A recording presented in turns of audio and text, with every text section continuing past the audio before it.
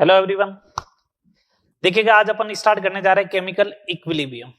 ठीक है, solid state के साथ सेकंड पार्ट जो है इस यूनिट का वो है केमिकल इक्विलिब्रियम। इसमें थोड़ा सा कैलकुलेटिव पार्ट रहेगा, केपी केसी कैलकुलेशन का आएगा। पहले अपन जो है वो आसपास के जितने भी पॉइंट होंगे केपी केसी कैलकुलेशन के अलावा जितने भी पॉइंट होंगे उन पॉइंट्स पे बात करेंगे। लगभग इस चैप्टर में अपन 40, 45, 50 न्यूमेरिकल के आसपास अपन सॉल्व भी करेंगे, प्रीवियस ईयर के क्वेश्चंस भी करेंगे। ठीक है, और आपके सारे लॉजिकल अप्रोच जो है, सारे लॉजिकल कंसेप्ट है उसको क्लियर करने की मैं ट्राई करूंगा। ठीक है, चलो केमिकल इक्विलिब्रियम क्या होता है उसके बारे में तो अपन बाद में बात करेंगे, एक लेक्चर के बाद में ही बात करेंगे। पहले जो अपन मेन थीम जो है इस चैप्टर की उसके बारे में बात करते हैं, और वो है डिग्री ऑफ डिसोसिएशन या फिर वियोजन की कोटि अल्फा। डिग्री ऑफ डिसोसिएशन या फिर वियोजन की कोटि अल्फा।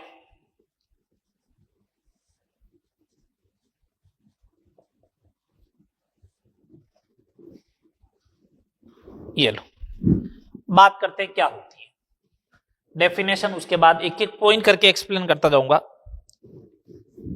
देखो, पहला पॉइंट क्या है, डिग्री ऑफ डिसोसिएशन या वियोजन की कोटि का।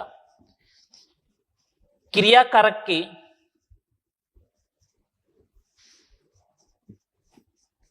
प्रत्येक मूल में से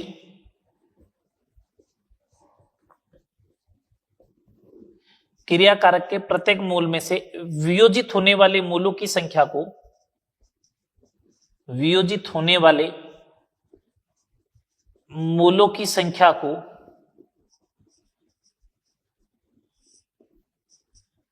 वियोजन की कोटि कहते हैं।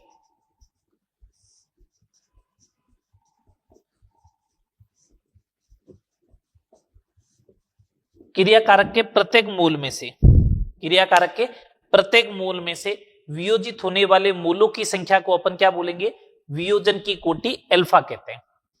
एक मूल क्रियाकारक में से कितने मूल वियोजित हो रहे, अल्टीमेटली बात यह है एक मूल रिएक्टेंट में से कितने मूल डिसोसिएट हो रहे, उसी को अपन क्या बोलते हैं, वियोजन की कोटि अल्फा बोलते हैं। तो अल्फा इज इक्वल टू क्या होना चाहिए फिर, वियोजित होने वाले मूलों की संख्या, वियोजित होने वाले मूलों की संख्या अपॉन क्रियाकारक के प्रारंभिक मूल।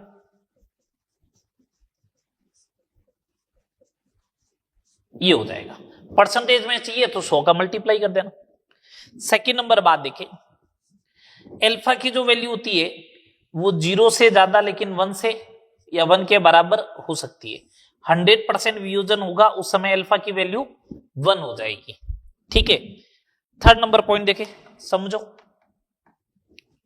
समझना। अगर क्रियाकारक के प्रारंभिक मूल ए मान लू मैं, क्रियाकारक के प्रारंभिक मूल ए हो, ठीक है, और क्रियाकारक के वियोजित मूलों की संख्या अगर अपन x माने, क्रियाकारक के वियोजित मूलों की संख्या अगर अपन x माने तो अल्फा इज इक्वल टू क्या हो जाएगा, क्रियाकारक के वियोजित मूलों की संख्या x अपॉन प्रारंभिक मूल a, तो alpha is equal to x by a। ये हो जाएगा alpha, degree of dissociation. Percentage में चाहिए तो आप 100 का क्या कर देना, मल्टीप्लाई कर देना, ये हो जाएगा। समझ में आ रही बात, क्रियाकारक के प्रारंभिक मूल अपॉन क्रियाकारक के वियोजित मूलों की संख्या, तो ये हो गया x वियोजित मूलों की संख्या अपॉन इनिशियल मूल। ठीक है, छोटे छोटे से क्वेश्चन से अपन स्टार्ट करते हैं, बहुत सिंपल सिंपल से बात करेंगे। अगर अपन को ऐसा दे रखा हो कि 4 मूल क्रियाकारक में से, 4 मूल क्रियाकारक में से 1 मोल वियोजित हो जाए, 1 मोल वियोजित हो जाए तो अल्फा का मान ज्ञात करो। ये आपसे दिया कि अल्फा का मान ज्ञात करो, तो क्या करोगे आप? सिंपल सा लगाओगे alpha is equal to X by A. कितने मोल वियोजित हो गए? 1 अपॉन प्रारंभिक मोल 4। 1/4 मीन्स 0.25। परसेंटेज में बात होगी तो 25%। परसेंटेज में बात होगी तो 25%। समझ में आ रही है बात? चलो अगला पार्ट देखो, इसका ई वाला पार्ट। ठीक है, इसका रिवर्ट क्वेश्चन भी पूछ सकता है आपसे, इससे रिवर्ट क्वेश्चन भी पूछ सकता है। अगर आपको बोले किसी क्रियाकारक के प्रारंभिक मोल आपको दे रखे हो, किसी क्रियाकारक के प्रारंभिक मोल आपको दे रखे हो, प्रारंभिक मोल जैसे दे दिया आपको 2, और बोले 20% वियोजन होता है, means alpha is equal to 20%। तो अगर आपसे पूछ ले वियोजित मोलों की संख्या बताओ क्या होगी? वियोजित मोलों की संख्या बताओ क्या होगी? ये अगर अपन से पूछा हो तो देखो कैसे करेंगे। अपन को मालूम है कि अल्फा इज इक्वल टू क्या होता है? एक्स बाई ए होता है। तो अल्फा 0.2 एक्स वियोजित मोल अपॉन प्रारंभिक मोल 2, तो x is equal to 0.4 mole. X is equal to कितना हो जाएगा? 0.4 मोल हो जाएगा। समझ में आ रही बात? एक्स बराबर 0.4 मोल हो जाएगा। चलो नेक्स्ट पार्ट देखो। एक इस टाइप की रिएक्शन दे रखी हो, ए कन्वर्ट हो रहा है बी में, टी बराबर 0 टाइम पे, इसके 4 मोल दे रखे हो, ये 0 है। अल्फा आपको जो है वो दे रखा है 25%। तो आपको बोला टी बराबर टी टाइम पे इनके मोलों की संख्या लिखनी है आपको। ठीक है, बिल्कुल। पहले आप ये कैलकुलेट करो कि कितना डिसोसिएट होगा। अल्फा दे रखा 25%, तो सिंपल सा मीनिंग ये हुआ ना, अल्फा 25% दे रखा, तो 4 का 25% कितना होता है? 1। आप चाहो तो इधर साइड में कैलकुलेट कर लो, अगर आपको नहीं समझ में आता और आपको लगता है कि नहीं मेरे को समझ में नहीं आ रहा है, ये लिखा हुआ है alpha is equal to X by A. तो यहाँ पे एक्स बराबर क्या होगा? ए इंटू अल्फा। ए की वैल्यू 4, अल्फा की वैल्यू 0.25, तो ए एक्स बराबर कितना आएगा? 1। 4 माइनस 1। अब कुछ लोगों को यहां समझ में नहीं आता क्या लिखना चाहिए, तो मैंने बोला यहाँ पे वाई मोल लिख दो। कितना मोल लिखो? वाई। अपन ने मोल में पढ़ा ना, जो मोल वियोजित होंगे और जो मोल बनेंगे उसका रेशियो वही होना चाहिए जो स्टोइकियोमेट्रिक गुणांक का होता है। तो यहाँ पे 1 टूटा, उधर वाई बनेगा, इनका रेशियो वही होगा जो स्टोइकियोमेट्रिक कोएफिशिएंट होगा 1:1। तो इसका मतलब y इज इक्वल टू क्या होगा? 1। तो यहाँ पे भी क्या आना चाहिए? 1 ही आएगा। अगर ऐसा हुआ तो देखो इसकी वैल्यू तो आ गई 3 और ये 1 है ही। सही बात। चलो आगे देखो, EFG वाला पार्ट देखो इसका। 2A कन्वर्ट हुआ B में, ये लो 2A कन्वर्ट हुआ B में। ठीक है, T is equal to 0 time पे इसका 6 मोल दे रखा है, इसका 0 दे रखा है। अपन को ये बोला कि अल्फा जो है वो 30% है, तो मोलों की संख्या लिखो T equal to T time पे। लिख देंगे कैसे? अल्फा 30% है, तो 6 का 30% कैलकुलेट कर लो पहले जल्दी से। 6 का अगर 30% कैलकुलेट करोगे तो आपको लगेगा 6 का 30% जो होता है वो 1.8 होता है। कितना होता है? 1.8। तो लो ये 6 माइनस 1.8 वियोजित हो जाएगा। यहां से अगर 1.8 डिसोसिएट हुआ है ना, तो उधर y बनेगा, तो रेशियो क्या रहेगा? 2:1। तो y इज इक्वल टू कितना आ गया? 0.9। तो यहां पे कितना लिखना है? 0.9। यहां पे कितना लिखना है? 0.9। बस अब इनकी जगह आप वैल्यू पुट कर दो, इसको हटा दो वापस, तो इनकी जगह वैल्यू हो जाएगी, ये कितना हो जाएगा अपना? 6 माइनस 1.8 4.2 और ये 0.9 है ये। बस अगर ये लिखना आ गया ना तो केमिकल इक्विलिब्रियम बहुत सिंपल सा टॉपिक हो जाएगा। अगर ये लिखना आया तब तो, और अगर ये लिखना नहीं आता है तो केमिकल इक्विलिब्रियम बहुत डिफिकल्ट टास्क होने वाला आप लोगों के लिए। ठीक है, चलो आगे देखो और देखो, A convert to B, T equal to 0 time पे इसके 5 मोल दे रखे हैं, इसका 0 मोल दे रखा है। अल्फा जो दे रखा है वो दे रखा है 40%। T equal to T time पे पूछा है, बताओ मोलों की संख्या कितनी होगी। एक बात बताओ, सुनना बात को ढंग से। मेरे को एक बात बताओ कि ए बराबर 5 मोल दे रखा है स्टार्टिंग में, अल्फा 40% दे रखा है, तो 5 का 40% कितना होगा 2, तो 2 मोल वियोजित होंगे इधर से, यहां 2 मोल वियोजित होंगे, तो इधर 4 नहीं बनेंगे या डबल बोलो, तो ये कितने मोल हो गए 5 - 2 = 3, और इधर कितने मोल आ गए 4 मोल आ गए, उधर कितने मोल आ गए 4 मोल आ गए। बात आ रही समझ में, बोलो। चलो आगे देखो, आगे देखो, अगर ऐसा दे दे 2a कन्वर्ट हुआ b + 3c t = 0 टाइम पे, इसका मूल दे दिया 8, इसका मूल दे दिया 1, इसका दे दिया 0, अल्फा दे दिया अपन को 30%, कितना परसेंट 30%, तो अपन को बोला t = t टाइम पे क्या सिनेरियो रहेगा।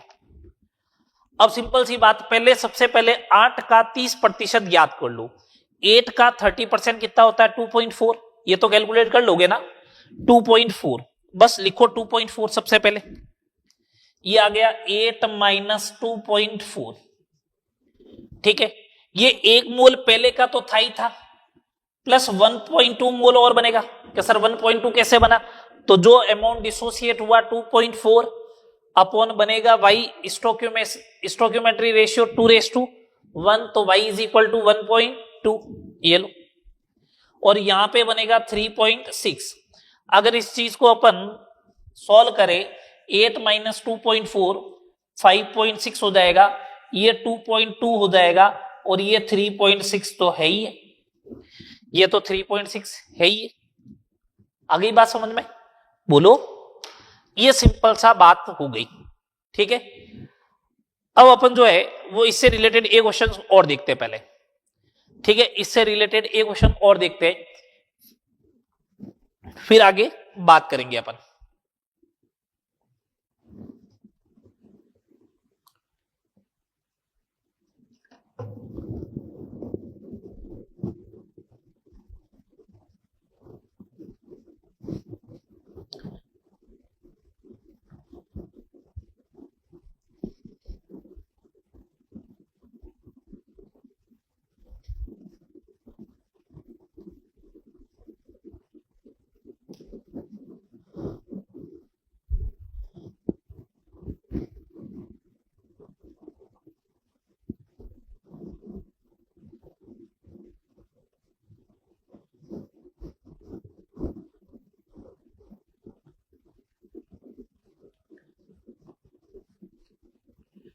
ये क्वेश्चन और देखते हैं जिसमें अल्फा कैलकुलेट कराने का बोला जाएगा, अल्फा क्या करवाया जाएगा आपसे, कैलकुलेट करवाया जाएगा।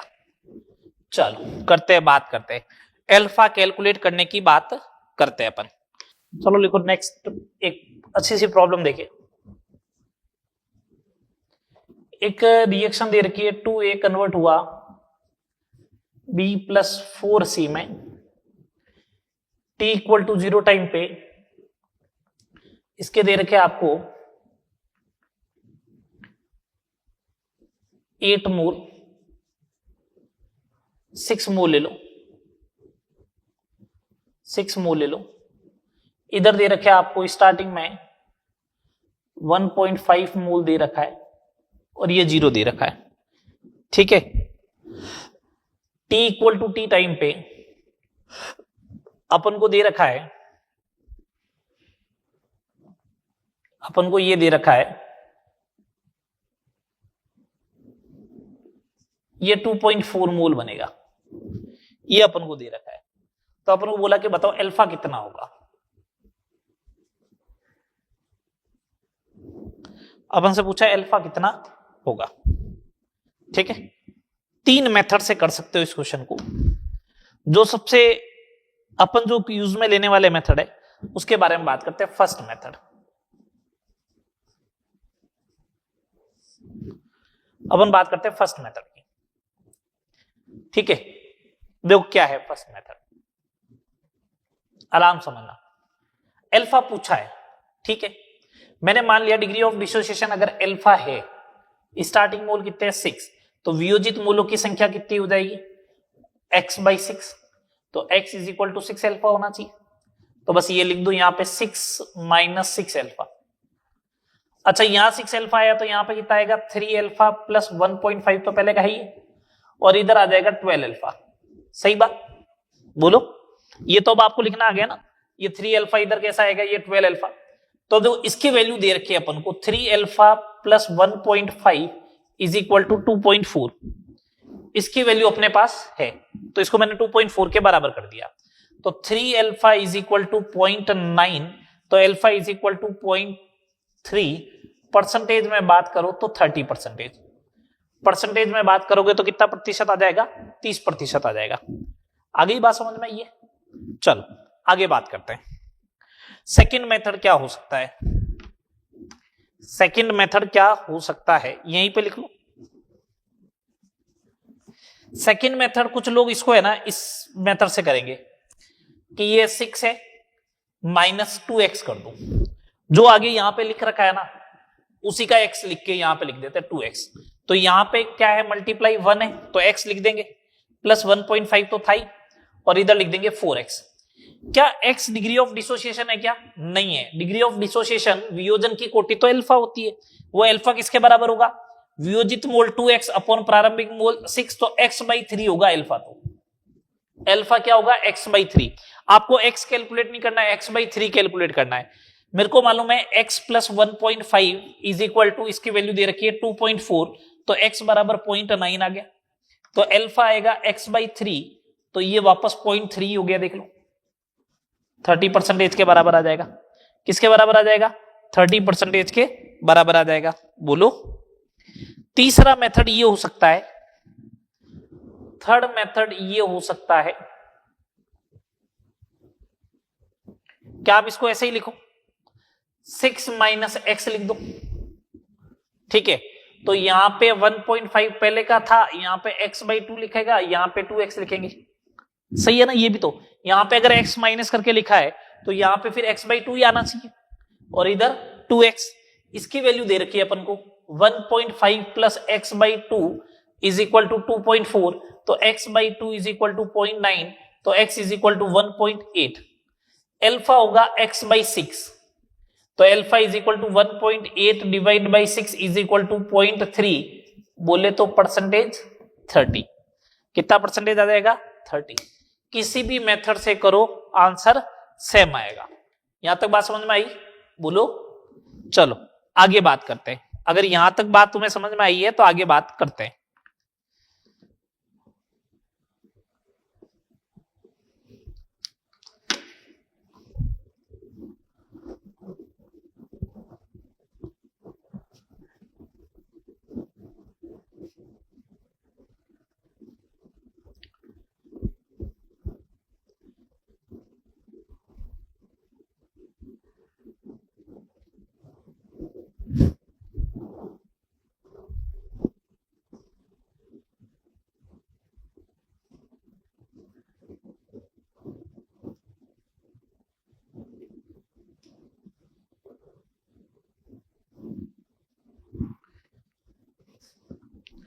चलो नेक्स्ट प्रॉब्लम की बात करते हैं, नेक्स्ट टॉपिक की बात करते हैं।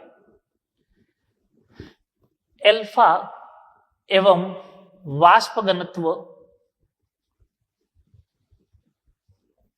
में संबंध क्या होगा।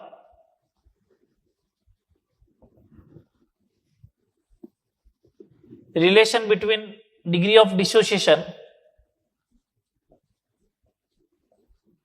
Alpha and vapour density. समझिएगा इसको, समझिएगा इसको, रिलेशन क्या होगा इन दोनों में, अल्फा और वेपर डेंसिटी में क्या रिलेशन होगा। आराम से समझना, आराम से समझना। अपन को मालूम है कि वेपर डेंसिटी जो होती है, मूल कंसेप्ट में पढ़ा था, मॉलिक्यूलर वेट का हाफ होती है। ये लो मॉलिक्यूलर वेट का हाफ कर दो। वेपर डेंसिटी जो होती है वो मॉलिक्यूलर वेट का क्या होती है, हाफ होती है। अच्छा, मोल का जो फॉर्मूला होता है वो क्या होता है, given mass upon molecular wait. ये मोल का फॉर्मूला होता है ना। अगर ये मोल का फॉर्मूला होता है तो उस कंडीशन में देखना, उस कंडीशन में देखना मॉलिक्यूलर वेट जो होगा वो इनवर्सली प्रोपोर्शनल टू आएगा मोल के, और वेपर डेंसिटी मॉलिक्यूलर वेट के इनवर्स डायरेक्टली प्रोपोर्शनल टू है, तो वेपर डेंसिटी भी इनवर्सली प्रोपोर्शनल टू आएगा मोल के। बोलो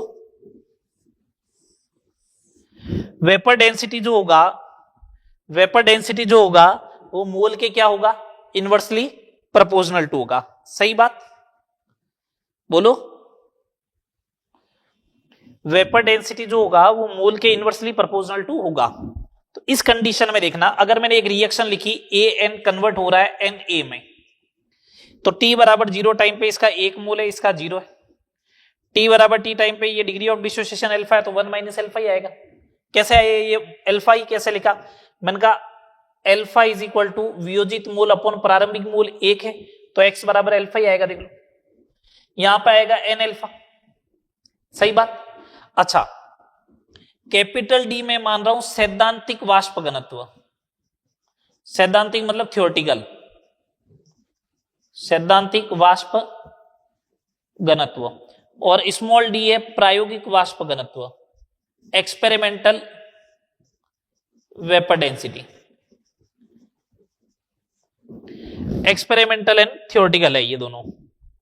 तो उस कंडीशन में देखिए capital D upon small D की अगर अपन बात करें, तो कैपिटल डी जो होगा वो तो इनवर्सली प्रोपोर्शनल टू आएगा। स्टार्टिंग में 1 ही मोल था, लेकिन ये आएगा 1 plus N alpha minus alpha, तो capital D upon small D is equal to 1 plus alpha ले लो कॉमन एन माइनस 1, ये आ जाएगा, ये रिलेशन आ जाएगा। यहां पे एन इंपोर्टेंट है। ये एन क्या है, क्रियाकारक के 1 मोल के सापेक्ष में, क्रियाकारक के 1 मोल के सापेक्ष उत्पाद के मोलों की संख्या है।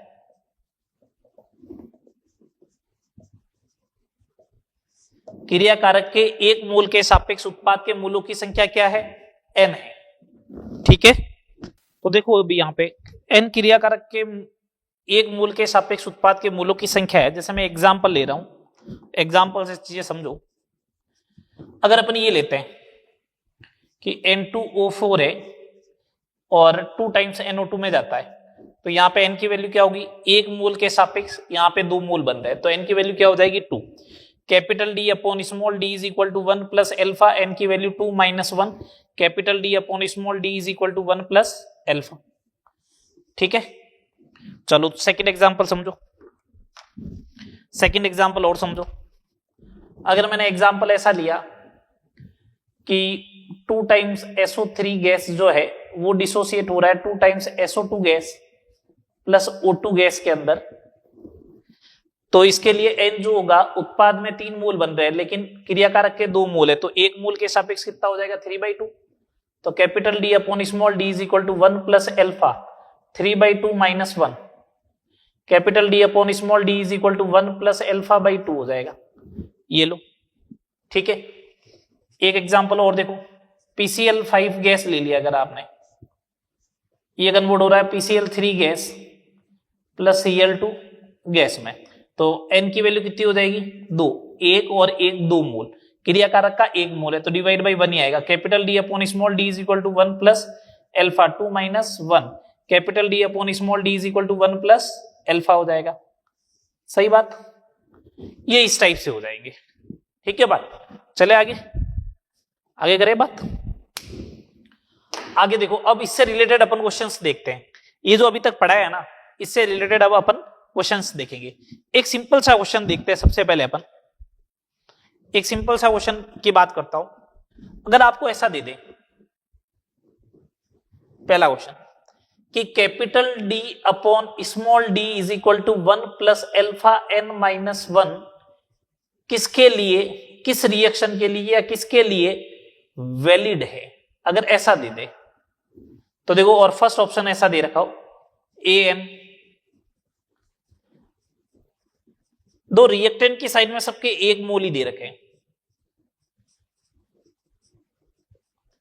तो इसका मतलब प्रोडक्ट की साइड में N मोल बनने चाहिए।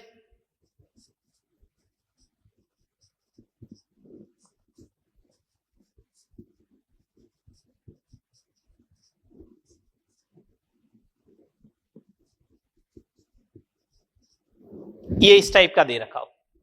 अब आपसे पूछा है किस रिएक्शन के लिए ये इक्वेशन जो है वो वैलिड है, तो अपन को तो मालूम है कि इसका मतलब क्रियाकारक का एक मोल है सबके लिए, तो उत्पाद की साइड में टोटल मोल कितने बनने चाहिए, n।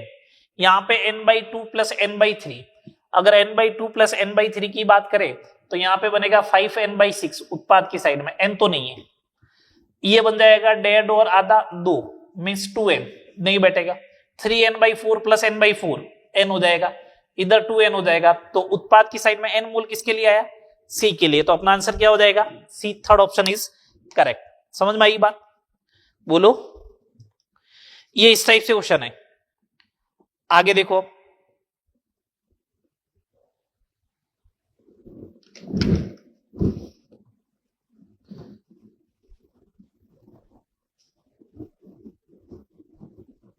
क्वेश्चन देखो आगे।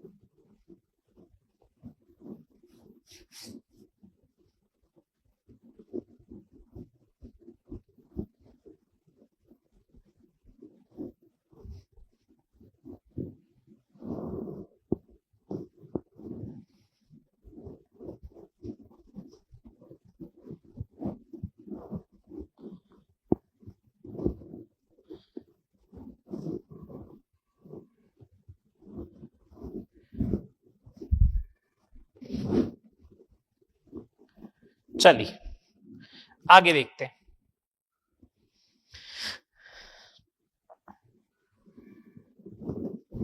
अपन क्वेश्चंस की बात करते हैं। पहला क्वेश्चन हो गया था, सेकंड नंबर क्वेश्चन देखें। अगर ऐसा दे रखा है N2O4 जो है वो कन्वर्ट हो रहा है 2 टाइम्स NO2 में, और अपन को बोला है मिश्रण का अणुभार 69 है, तो N2O4 का अल्फा ज्ञात करो। अपन से ये पूछा है N2O4 का क्या ज्ञात करो, अल्फा ज्ञात करो। ठीक है, हो जाएगा। कैसे, एक बात बताओ, N2O4 का मिक्सचर का मॉलिक्यूलर वेट दे रखा है, ठीक है। अब वेपर डेंसिटी की जगह ऐसा भी तो लिख सकते हो, molecular weight theoretical upon molecular weight experimental is equal to 1 plus alpha n-1। बोलो, अगर ऐसा लिख सकते हो तो थियोरेटिकल मॉलिक्यूलर वेट, इसका मतलब स्टार्टिंग में अकेला यही था, तो इसका मॉलिक्यूलर वेट है 96 अपॉन 69, 1 प्लस अल्फा 2-1, तो ये हो जाएगा अपने 96 अपॉन 92 होता है, 92, ये हो जाएगा 4/3, 23 से कैंसिल आउट होगा, 1 प्लस अल्फा, तो alpha is equal to 1/3। Percentage में चाहिए तो 33.3% आ जाएगा, परसेंटेज में चाहिए तो ये आ जाएगा। सही बात, बोलो, ये आ जाएगा नॉर्मली 33.3%। चले आगे, नेक्स्ट प्रॉब्लम देखें आराम से। नेक्स्ट प्रॉब्लम मेरे को ऐसा दे रखा है कि ये दे रखा है 4 टाइम्स PS3 गैस डिसोसिएट हो रहा है P4 gas plus 6 times H2 gas. मिश्रण का वाष्प घनत्व दे रखा है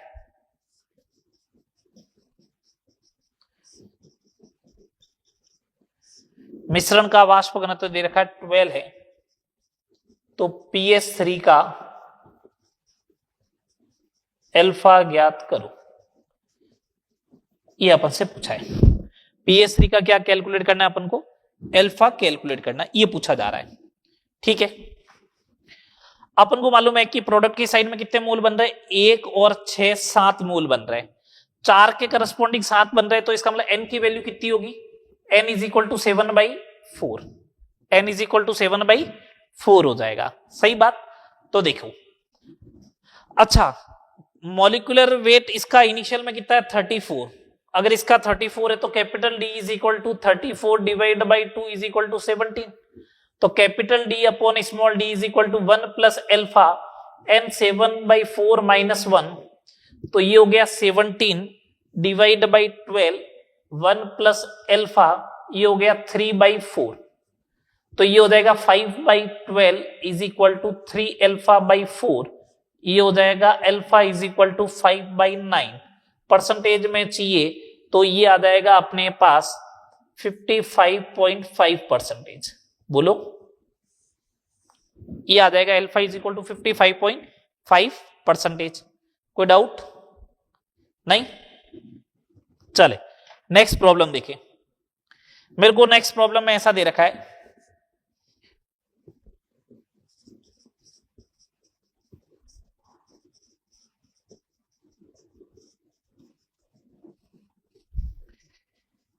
यदि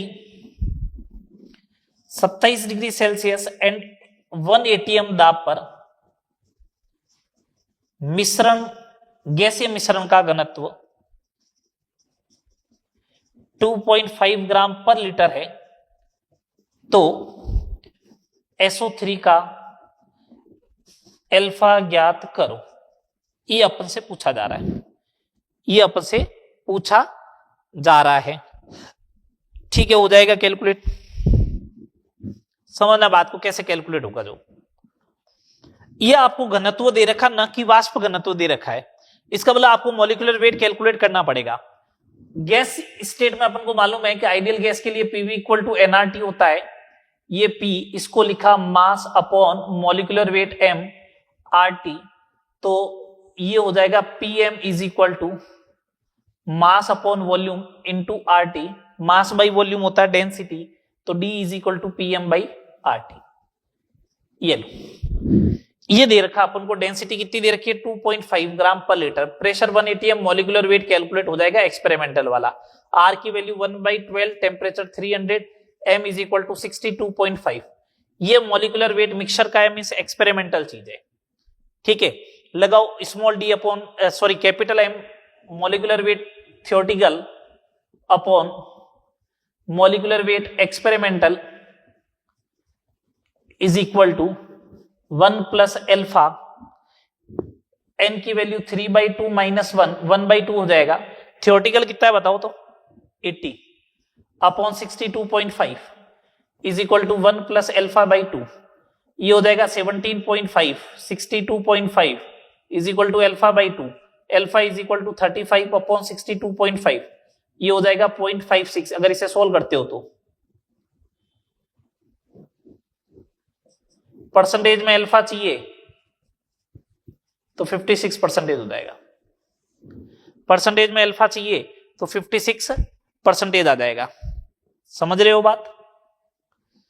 ठीक है, ये आ जाएगा। चलो एक क्वेश्चन और देखो इससे रिलेटेड। यदि अमोनियम क्लोराइड पूर्णतया वियोजित हो जाए तो, यदि अमोनियम क्लोराइड पूर्णतया वियोजित हो जाए तो इसका अणुभार कितना होगा? इसका अणुभार ज्ञात करो, यह अणुभार कितना होगा, यह आपसे पूछा जा रहा है। आराम से तसल्ली से देखना। ये बोला अमोनियम क्लोराइड पूर्णतः वियोजित हो जाए। एक्चुअल में अमोनियम क्लोराइड जो है ना वो ऐसे डिसोसिएट होता है NH3 गैस प्लस HCl में। अब ये पूर्णतः वियोजित हो गया, इसका मतलब अल्फा 1 है या फिर 100% है। तो n की वैल्यू कितनी हो गई 2 हो गई, n की वैल्यू कितनी हो गई 2 हो गई। तो सुनो, पहले इसका मॉलिक्यूलर वेट, दो तरीके हैं, पहले इसका मॉलिक्यूलर वेट था 53.5, अब अपन का मॉलिक्यूलर वेट होगा m 1 प्लस एल्फा, एल्फा की वैल्यू है 1, 2 माइनस 1, तो m is equal to 53.5 divide by 2, 26.75 बन जाएगा। बन गया 26.75। एक तरीका ये भी है, जब ये पूर्णतया वियोजित हो गया, मॉलिक्यूलर वेट का मतलब क्या होता है, एक मोल का वेट, जब ये पूर्णतया वियोजित हो गया तो एक मोल ये बना, एक मोल ये बना, तो क्या एवरेज मॉलिक्यूलर वेट कैलकुलेट नहीं कर सकते हो क्या? इसका मॉलिक्यूलर वेट 17 इंटू इसका मोल 1, इसका 36.5 into 1 divide by total mole कितना हो गया 2, तो भी तो एवरेज मॉलिक्यूलर वेट इतना ही आएगा। बोलो, इतना ही तो आएगा 26.75। सही बात बोल रहा हूं क्या? ये सिंपल सा क्वेश्चन है। आगे बात करते हैं, एक क्वेश्चन और देखो, क्वेश्चन नंबर 6। यहां पे देखना,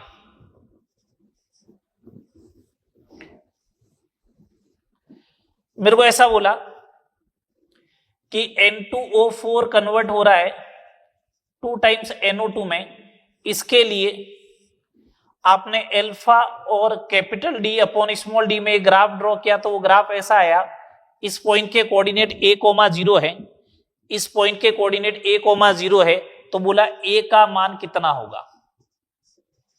ऐसा अपन से पूछा गया कि a का मान कितना होगा, बताओ। देखिए a का मान कितना होगा, आराम से तसल्ली से, a का मान कितना होगा ये अपन से पूछा जा रहा है।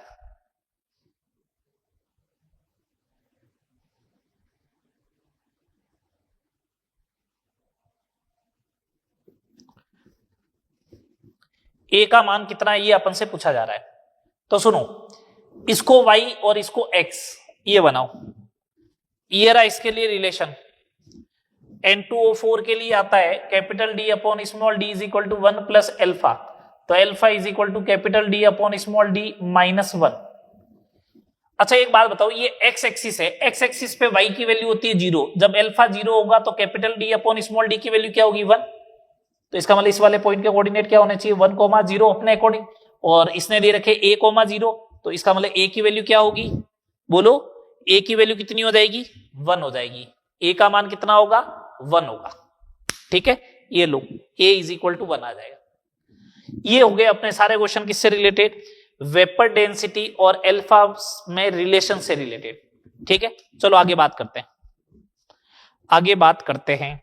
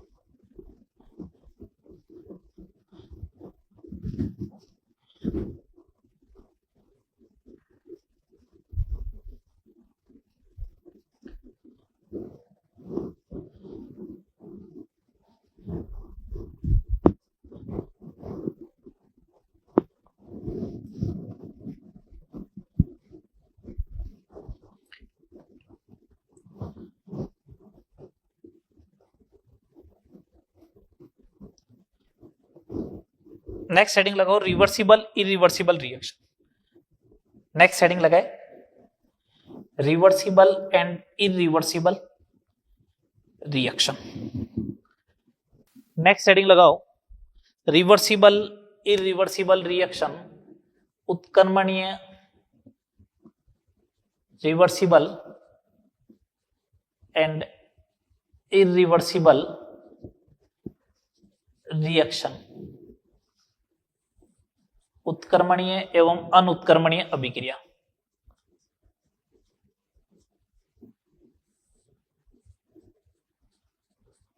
आराम से समझो, एग्जाम्पल पूछता है मोस्ट ऑफ द केस में, है ना।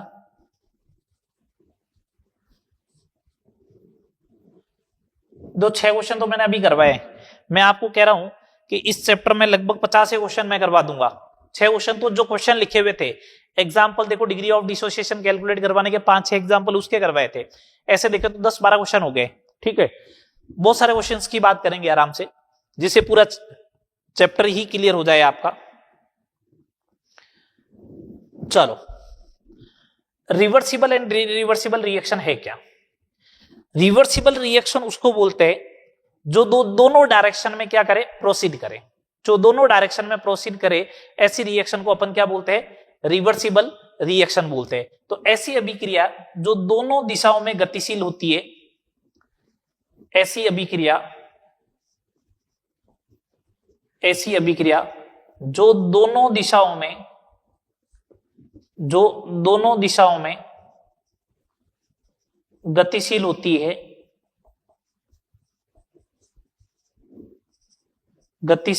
है, उन्हें उत्क्रमणीय अभिक्रिया कहते हैं। उन्हें क्या कहते हैं? उत्क्रमणीय अभिक्रिया कहते हैं। जो दोनों डायरेक्शन में क्या होंगे, गतिशील होते हैं, उन्हें उत्क्रमणीय अभिक्रिया कहते हैं। The reaction which moves in both direction, जो दोनों दिशाओं में गतिशील होती है, उन्हें अपन क्या कहते हैं? उत्क्रमणीय अभिक्रिया कहते हैं। अच्छा, अनुत्क्रमणीय अभिक्रिया जो केवल एक ही दिशा में गतिशील होती है, केवल एक ही दिशा में गतिशील होती है। अच्छा, सेकंड नंबर पॉइंट देखना, इसमें देखो जब ये रिएक्शन R टू P भी जाएगी और P टू R भी जाएगा, इसका मतलब R जो है वो P में एवं P R में परिवर्तित होता है। बोलो, बोलिए भैया। रिएक्टेंट प्रोडक्ट में कन्वर्ट होगा और प्रोडक्ट जो है वो रिएक्टेंट में भी कन्वर्ट होगा। सही बात, रिएक्टेंट प्रोडक्ट में कन्वर्ट होगा एवं प्रोडक्ट वापस रिएक्टेंट में भी कन्वर्ट होगा।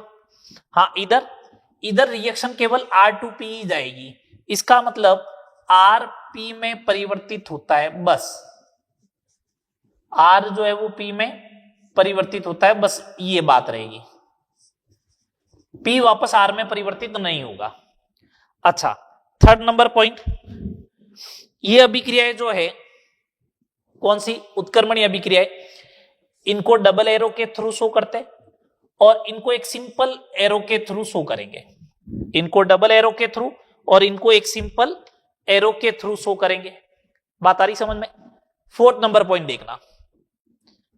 पॉइंट देखना, अगर इसमें R और P दोनों अभिक्रिया चलनी चाहिए, रिएक्टेंट प्रोडक्ट में और प्रोडक्ट R में कन्वर्ट होना चाहिए, तो उसके लिए एक बात बताओ, क्या कभी रिएक्टेंट 0 हो गया तो इसका मतलब रिएक्शन तो कंप्लीट हो गई? रिएक्शन कंप्लीट हो जाएगी। तो रिएक्शन जब कंप्लीट हो जाएगी तो फिर R P में कैसे बदलेगा? R तो 0 है। तो रिएक्शन कभी कंप्लीट नहीं हो, रिएक्शन कभी कंप्लीट नहीं हो तो इसका मतलब अल्फा कभी 100% नहीं हो। बोलो, तो इसका अल्फा कभी 100% नहीं होना चाहिए। ये जो रिएक्शन है इनका अल्फा जो होगा वो कभी भी 100% नहीं होगा, इसका मतलब कभी भी पूर्ण नहीं होती है। ये रिएक्शन है कभी भी पूर्ण नहीं होती है, नेवर कंप्लीटेड, कभी भी पूर्ण नहीं होती है। अच्छा, ये रिएक्शन है, इनका अल्फा 100% हो सकता है, मे बी हो सकता है, इनका अल्फा 100% होगा ही होगा। 100% होगा तभी तो जो है 100% होगा तभी तो रिएक्शन R से P में जाएगी और कुछ समय बाद में रिएक्शन कंप्लीट हो जाएगी। एक बात और सुने, अगर ये रिवर्सिबल रिएक्शन है, सुने बात कुड़ंग से, अगर रिवर्सिबल रिएक्शन है और ये कंप्लीट होती है, अल्फा 100% है, इसका मतलब रिएक्टेंट जो है वो पूरा अगर खत्म होता है इरिवर्सिबल रिएक्शन में, इरिवर्सिबल की बात कर रहा हूं, इरिवर्सिबल में अगर रिएक्टेंट पूरा खत्म होता है, इसका मतलब कोई न कोई तो लिमिटिंग रिएजेंट हो गई होगा, है ना? कोई न कोई तो लिमिटिंग रिएजेंट होगा। अच्छा, इसके अंदर जब इसका अल्फा 100% है ही नहीं, ये रिएक्शन पूरी होती ही नहीं है, तो उस कंडीशन में इसका अल्फा कभी भी जो होगा, इसका अल्फा कभी 100% नहीं है, तो कोई भी लिमिटिंग रिएजेंट नहीं होगा। तो ना तो कोई लिमिटिंग रिएजेंट होगा और ना ही कोई एक्सेस रिएजेंट होगा, ना कोई आदिक्य अभिकर्मक है ना कोई सीमांत अभिकर्मक है। किसके अंदर? रिवर्सिबल के अंदर। इरिवर्सिबल के अंदर सीमांत अभिकर्मक होगा, है ना? इरिवर्सिबल के अंदर सीमांत अभिकर्मक होगा। ठीक है, चलो अपन बात करते हैं एग्जाम्पल की, रिवर्सिबल और इरिवर्सिबल के। ये बातें सारी समझ में आ गई ना? उत्क्रमणीय अभिक्रिया ऐसी अभिक्रिया होती है जो दोनों दिशाओं में गतिशील होगी, आर से पी भी बनेगा, पी से आर भी बनेगा, मतलब फॉरवर्ड और बैकवर्ड दोनों में जाएगी। जबकि irreversible reaction only for moves in one direction, केवल एक ही दिशा में गतिशील होगी। ठीक है। हाँ, जब आपको ऐसा एग्जांपल दिया जाएगा ना कि रिवर्सिबल है या इरिवर्सिबल है, तब कभी वो डबल एरो लगा के नहीं देगा, आपको खुद को पहचानना पड़ेगा उसमें से। ठीक है, डबल एरो लगा के दे दिया तो फिर तो आपको मालूम ही चल जाएगा ना, डबल एरो बना के दे दिया तो उस समय तो फिर आपको मालूम ही चल जाएगा ना कहां दिक्कत है। ठीक है, सुनना बात को। अब एग्जाम्पल ऑफ इरिवर्सिबल रिएक्शन,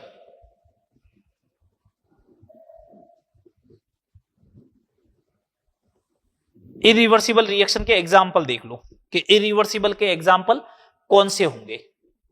ठीक है, पहला एग्जाम्पल, खुले पात्र में गर्म करना, heating in open container, heating in open container, खुले पात्र में गर्म करना। अच्छा, खुले पात्र में गर्म करने पर होगा क्या देखना, ये कैल्शियम कार्बोनेट है, सॉलिड है, अगर आपने इसे हीट किया और ओपन कंटेनर रखा, ठीक है, तो ये कैल्शियम ऑक्साइड बनेगा। जब कंटेनर खुद खुला है तो जो CO2 गैस बनेगी वो तो ऊपर चली जाएगी, ऊपर चली जाएगी, इसका मतलब एस्केप हो जाएगी। तो अब CO2 अंदर है ही नहीं, ये जब है ही नहीं तो आपस में रिएक्ट करेगा क्या, नहीं करेगा। ये रिएक्ट नहीं करेगा तो रिएक्शन वापस बैकवर्ड में आएगी क्या, नहीं आ सकती। समझ में आई बात। Second number reaction, second number combustion reaction, दहन अभिक्रिया। जितनी भी दहन अभिक्रिया होती है इस दुनिया की, वो सारी की सारी जो होती है वो इरिवर्सिबल है। ठीक है, जितनी भी कंबशन रिएक्शन है इस दुनिया की, दहन अभिक्रिया है, वो सारी की सारी कैसी है, सारी की सारी कैसी है मालूम है, इरिवर्सिबल है। अगर मैं 10 रुपए का नोट लूं और उसको जलाऊं, कंबशन हो गया। अब जो राख बची है, क्या उससे वापस 10 रुपए का नोट बना सकते हो? जो कहता ना मैं जादू दिखाता हूं, उसको आप ले जाके दो, क्या बना देगा क्या वो? नहीं। इसका मतलब रिएक्शन कैसी है, वो इरिवर्सिबल है। जितनी भी कंबशन रिएक्शन होती है वो इरिवर्सिबल होती है। CH4 का कंबशन करवाओ, CO2 बनेगा प्लस H2O बनेगा, ये कंबशन रिएक्शन है। इस कंबशन रिएक्शन में इरिवर्सिबल का एग्जाम्पल हो जाएगा। थर्ड, उदासीनीकरण, उदासीनीकरण अभिक्रिया, neutralization reaction of strong acid strong base, प्रबल अम्ल प्रबल क्षार की उदासीनीकरण अभिक्रिया। प्रबल अम्ल कौन? इनऑर्गेनिक एसिड HCl हो गया। प्रबल क्षार कौन? NaOH हो गया। रिएक्शन करवाई, NaCl प्लस क्या बनेगा? वाटर बनेगा। जब अम्ल एवं क्षार अभिक्रिया करते हैं, जब अम्ल एवं क्षार अभिक्रिया करके लवण एवं जल का निर्माण करते हैं तो साथ में उष्मा भी उत्सर्जित करते हैं। इस अभिक्रिया को जो है वो उदासीनीकरण अभिक्रिया कहते हैं। इस अभिक्रिया को क्या कहते हैं? उदासीनीकरण अभिक्रिया कहते हैं। इस उदासीनीकरण अभिक्रिया के अंदर, इस उदासीनीकरण अभिक्रिया जो है वो इरिवर्सिबल है, लेकिन किसकी? Only for strong acid strong base के सॉल्ट की।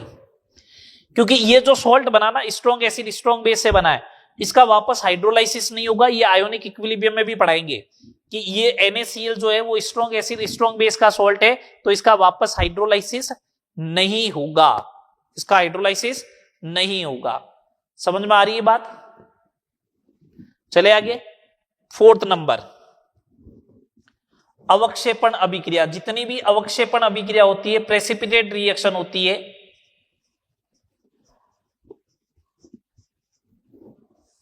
वो भी इरिवर्सिबल का एग्जाम्पल है। प्रेसिपिटेट रिएक्शन जैसे BaCl2 प्लस Na2SO4, ये एक्वस है मतलब विलियन है, ये भी एक्वस है मतलब विलियन है। अब क्या होगा? 2 टाइम्स NaCl बनेगा, ये एक्वस हो गया, plus barium sulphate. Barium sulphate की व्हाइट कलर की प्रेसिपिटेट होती है। कौन सी कलर की प्रेसिपिटेट होती है? व्हाइट कलर की प्रेसिपिटेट होती है। अब ये PPT बन गई, अवक्षेप बन गया, वापस BaCl2 और Na2SO4 नहीं बना सकता ये अवक्षेप। बात आ रही समझ में? बोलो। नेक्स्ट फिफ्थ नंबर बात करें तो रेडॉक्स अभिक्रिया है। रेडॉक्स अभिक्रिया भी जो होती है, रेडॉक्स रिएक्शन जो होती है, ये भी कौन सी होती है? इरिवर्सिबल रिएक्शन होती है। कैसे? जैसे जिंक को कॉपर सल्फेट में ऐड करते हो आप, तो जिंक अधिक रिएक्टिव होता है कॉपर से, इसलिए कॉपर को डिस्प्लेस कर देता है, और ZnSO4 प्लस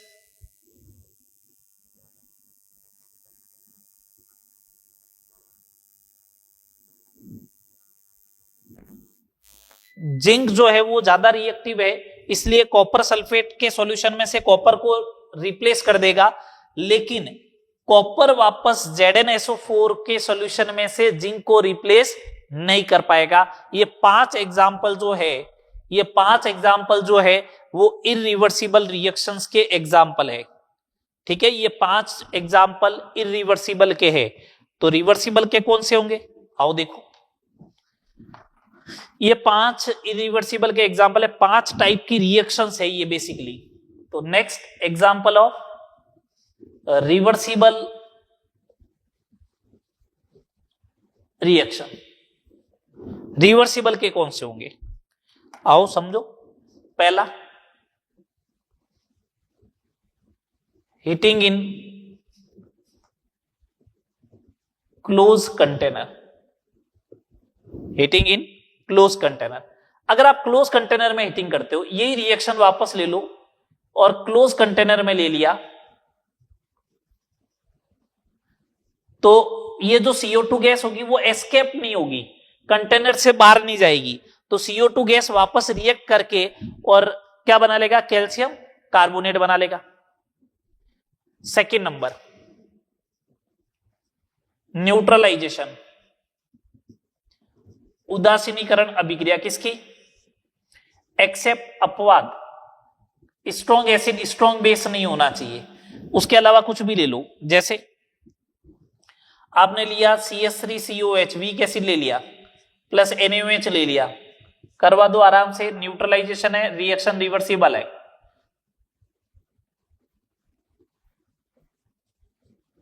रिएक्शन कैसी है, रिवर्सिबल।